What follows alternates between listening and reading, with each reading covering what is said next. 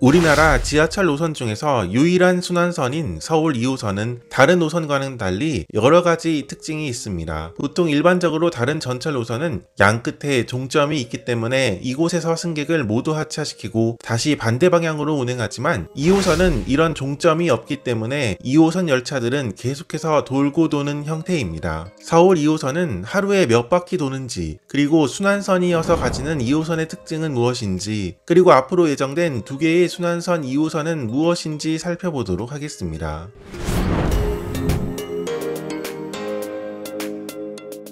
그럼 서울 2호선은 하루에 몇 바퀴 돌지 계산해 보겠습니다. 2호선이 시청역을 출발하여 다시 시청역으로 돌아오는데 소요시간은 1시간 29분, 약 1시간 30분 정도입니다. 보통 일반적으로 첫차 시간이 5시 30분이고 막차 시간이 24시이니 시간적으로만 계산해 보면 2호선이 첫차부터 하루 약 12바퀴를 돌면 막차 시간이라고 볼 수 있습니다. 보통 직장인 출근 시간인 오전 9시부터 보면 2호선이 6바퀴를 돌아야만 오후 6시 퇴근 시간이 되는 것입니다. 그렇지만 이렇게 하루 종일 열차들이 돌지는 않고 몇 바퀴 도는지는 열차별로 시간표에 따라 달라집니다. 4바퀴 정도를 순환하다가 차량기지로 들어가는 경우도 있고 어떤 경우는 약 10바퀴 정도를 돌고 차량기지로 들어가는 경우도 있습니다. 10바퀴를 도는 경우는 하루 운행 소요시간만 15시간 정도나 된다는 이야기가 됩니다. 하루 이용객이 200만 명이 넘는 2호선의 경우 낮 시간대에는 약 5분 간격으로 운행하고 있지만 출퇴근 시간대에는 약 3분 간격으로 운행하고 있습니다. 이 얘기는 낮 시간대에 비해 출퇴근 시간대에는 운행해야 하는 열차들이 더 많아야 하고 출퇴근 시간이 지나면 운행하는 열차들을 줄여야 합니다. 이렇게 열차가 투입되고 빠지는 구간은 2호선에 딱 2군데가 있습니다.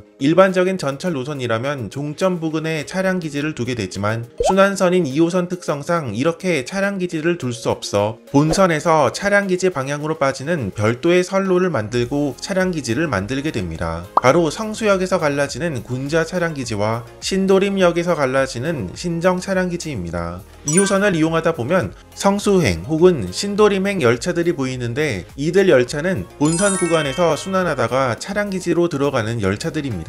출퇴근 시간이 끝나갈 무렵에 신도림행과 성수행 열차가 많이 다니는데 모두 순환선에서 운행을 하다가 차량기지로 들어가는 열차들입니다. 반대로 출퇴근 시간이 시작될 무렵에는 성수역이나 신도림역에서부터 순환선으로 운행을 시작하는 열차들이 있습니다. 그런데 서울 시내를 지나는 2호선 특성상 차량 기지를 두는 것도 아파트 단지 등 열차 운행에 필요성이 있는 구간이었고 특히 주변으로 다른 전철 노선이 지나고 있어 순환선과 차량 기지를 연결하는 이 구간도 자연스럽게 역을 만들고 열차가 운행하게 되는데 바로 성수지선과 신정지선입니다. 즉 2호선의 두 지선은 차량기지에서 순환선으로 열차를 보내는 역할을 하는 것과 동시에 별도의 지선 구간만의 지하철 운행도 같이 이루어지는 구간입니다. 문제는 앞서 소개했듯이 차량기지에서 열차를 추가로 투입시키는 시간대가 출퇴근 시간 전후에 이루어져 지선 구간은 출퇴근 시간대에도 배차 간격을 크게 줄이기 힘들다는 것입니다. 그래서 두 지선 구간은 낮 시간대와 출퇴근 시간대 배차 간격이 거의 비슷비슷하다는 것을 볼 수 있습니다. 한편 이 두 지선은 각각 신설동역에서는 1호선, 까치산역에서는 5호선 환승역이고 이 노선들과 연결선로까지 놓여 있습니다. 이 연결선로는 실제로도 활용되고 있습니다. 1호선 서울교통공사 소속 차량들은 2호선과 같이 군자 차량기지를 활용하고 있습니다. 따라서 1호선 서울교통공사 소속 차량들은 차량기지로 들어가고 나갈 때 신설동역에서 2호선 쪽으로 넘어가 군자 차량기지로 들어갑니다. 1호선을 이용하다 보면 동묘합행 열차가 가끔씩 있는데 이 열차들이 바로 이러한 경우들입니다. 까치산역 2호선과 5호선 연결선은 평소에는 활용하지 않지만 5호선 차량이 제작되어 차량기지로 반입될 때 사용되고 있습니다.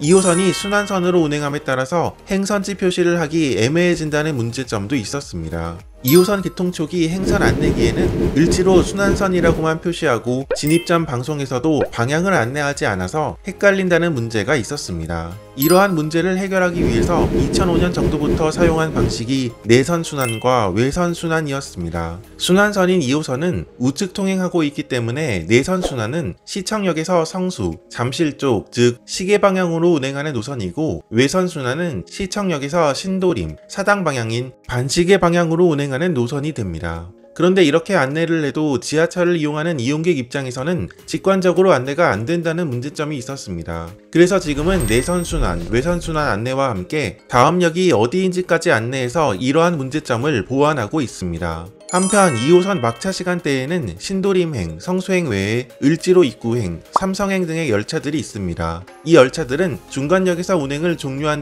다음날 아침 첫차 시간에 이 역에서부터 운행을 시작하는 열차들입니다. 이렇게 중간역에서 열차가 출발하는 것은 지하철 첫차 시간인 5시 30분 정도부터 모든 역에서 첫차 운행을 시작하기 위한 목적입니다. 이렇게 순환선이어서 가지는 2호선의 특징들을 살펴보았습니다. 계속 순환선을 도는 2호선과 달리 다른 노선의 경우 종점에 열차가 도착하면 다시 반대 방향으로 열차가 바꿔서 운행하고, 다만 서울 6호선의 경우는 한쪽이 루프 형태를 하고 있어 응암 루프 구간을 돌고 나면 자연스럽게 반대 방향으로 운행한다는 특징이 있습니다. 서울 2호선에 이어서 우리나라 지하철 노선 중에는 순환선으로 지어지는 노선이 두 곳 있습니다. 모두 공통적으로 2호선으로 지어지고 있습니다.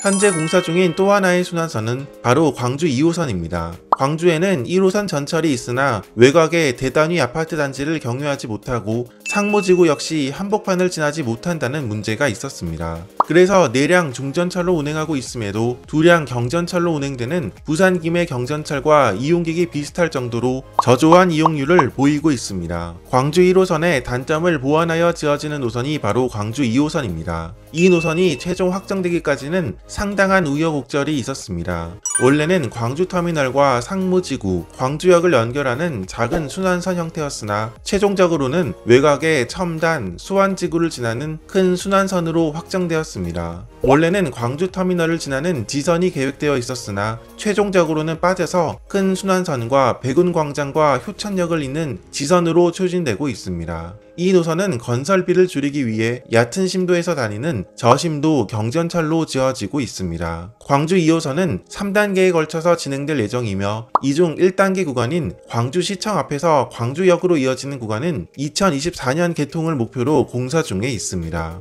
광주 2호선에 이어서 비수도권에서 두 번째로 추진하고 있는 또 하나의 순환선은 바로 대전 2호선입니다. 대전 1호선이 대전역과 원도심, 둔산 신도심과 유성구를 이어주고 있고 비슷한 규모의 광주 1호선보다는 이용객이 훨씬 많은 편이지만 여전히 지하철이 가지 않는 곳이 많아 2호선의 필요성이 있었습니다. 대전 2호선은 서대전역에서부터 시작해서 오정동, 정부청사와 도안 신도시를 지나는 순환선입니다. 원래는 대전역을 경유할 계획이 아니었으나 최근 노선이 조정된 바 있습니다. 이 노선은 노선 자체의 문제점보다는 자기부상 열차, 트램 등 운행 방식을 두고 논란이 있었고 최종적으로는 트램으로 결정된 상태입니다. 이 노선은 2027년 이후 개통을 목표로 현재 추진 중에 있습니다.